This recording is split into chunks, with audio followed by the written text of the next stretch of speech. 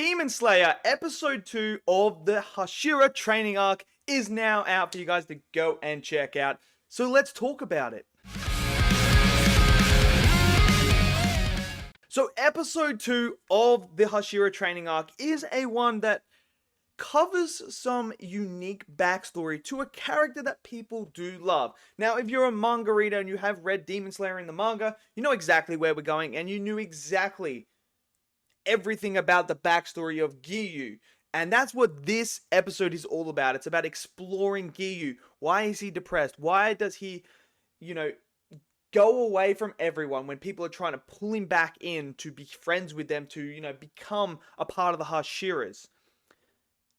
There's a reason why he does that. And that's what this whole entire episode is about. It's about exploring the tragic backstory of him. While it's not as tragic as, say, like a Sanemi or a Tanjiro, where, we have a lot of people like just dying and stuff like that. Like, it's not as tragic as those sort of characters, but it is still very tragic, and it tells you exactly why GIYU is the way he is. Now, this episode doesn't have action or anything like that, so some people may not, like that. They may expect to see the training and stuff like that, but that's not what it is. If you're a manga reader, you know exactly what's about to happen and everything like that. This is basically the calm before the storm. The Hashira training arc is the calm before the Infinity Castle saga begins, which is the big one, which is the one that I'm super excited for. But nevertheless, let's get into the backstory of GIYU, a lovable character that people absolutely love. Now, this is where, Tanjiro is asked to go and speak to GIYU because the master can no longer move, so therefore he can't speak to GIYU. And he is worried about GIYU putting himself away from everyone else and locking himself in a room and just not associating with everyone else or taking part in the training to get stronger. Now, this is where Tanjiro is up to the task to go and talk to GIYU. So we're starting to already get the parallels here between that relationship between GIYU and Tanjiro, because remember, the very first Hashira that he ran into was GIYU when he tried to kill Nezuko back in the very first episodes. So you're already starting to see Tanjiro and GIYU start to make that connection, and as you move forward, it becomes a very important relationship.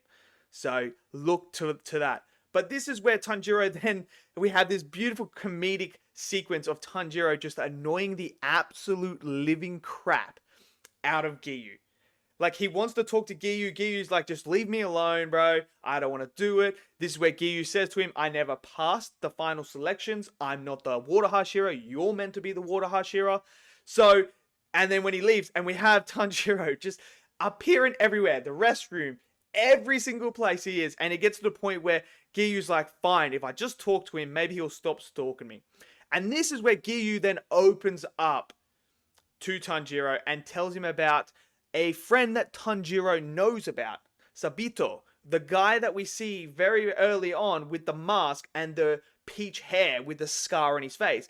And we discover that GIYU and him grew up together, and that Sabito was actually the very talented one. He was the one that was going to become the water Hashira. He was the one that had all the talent in the world to become that. And in final selections, what happened is GIYU was actually the one that got hit by a demon in the very first attack. Sabito is the one that saved him and saved everyone else, but perished. And we obviously know how he perished, as we see in the early stages of Demon Slayer. And this is the guilt that he has been carrying. We also discovered that his sister died at the hands of demons as well, because she was hiding GIYU away from them because she knew what they were capable of. So you already see the guilt that has built up in GIYU, as he doesn't feel like he passed selection, even though he survived the 7 days, but he didn't do anything. He just survived, where Sabito was the one that absolutely saved him and killed all the other demons. He was the one that was doing all the work. So GIYU already feels this guilt, and this is why he's depressed. He doesn't feel worthy of the Water Hashira title. And this is the moment where they're on the bridge, and after he tells that, Tanjiro can relate to that. He knows what that's like to have someone that he feels like should have lived on. And what I love is my boy Rengoku, his death is still felt and still becoming the catalyst to everything that is happening right now, where Tanjiro feels that same guilt with Rengoku. He knows Rengoku gave his life to save everyone, and that what he said to them at the end, where he believed in Tanjiro and believed everyone, that Tanjiro now has to carry his legacy, his will, his beliefs, and carry on with the mission and honor Rengoku's life.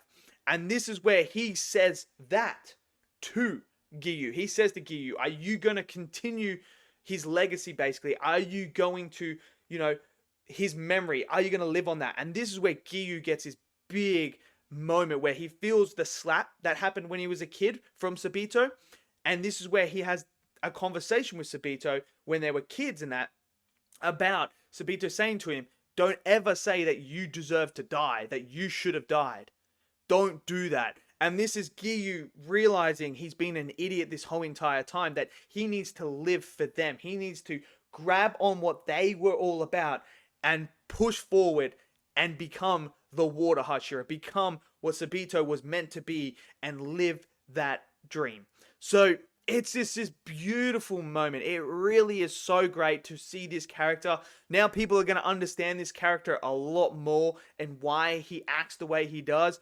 So I absolutely love that. Now we also get a tease about a certain demon that is going to be coming up and how they're going to beat that demon, as we see at the end there. So I'm excited for that as well. But look, the animation is great. I thought the score was fantastic as well, especially with the Giyu and Tanjiro stuff, man. That whole stuff is great. The comedic side of the Demon Slayer stuff worked really well, especially, like I said, Tanjiro just annoying the absolute living crap out of Giyu. It's just brilliant. It is comedy gold. Just the way that they animate their faces. Giyu's facial expressions throughout the episode were hilarious. Just brilliant, man. It is so good to see. But like I said, this is just the calm before the storm. So we obviously got the ending of the last one where they are now bringing people over, the other demons over, to come and work with the poison and that to figure out a way to beat Muzan. So everything is starting to go, starting to move forward now. Because we're getting to the climactic bit. There's going to be obviously more arcs moving forward, but we're starting to get to that final battle. And people who have read the manga, I bet you guys are excited to see what's about to happen. But look, overall, this episode, brilliant. Love the backstory to it. I thought they did it justice. I thought when you read it on the paper, when you read the manga, you have it there, you feel it. But I feel like they conveyed the emotions and the character of Giyu in himself really well on the screen. So I enjoyed it. Let me know what you guys thought of this episode.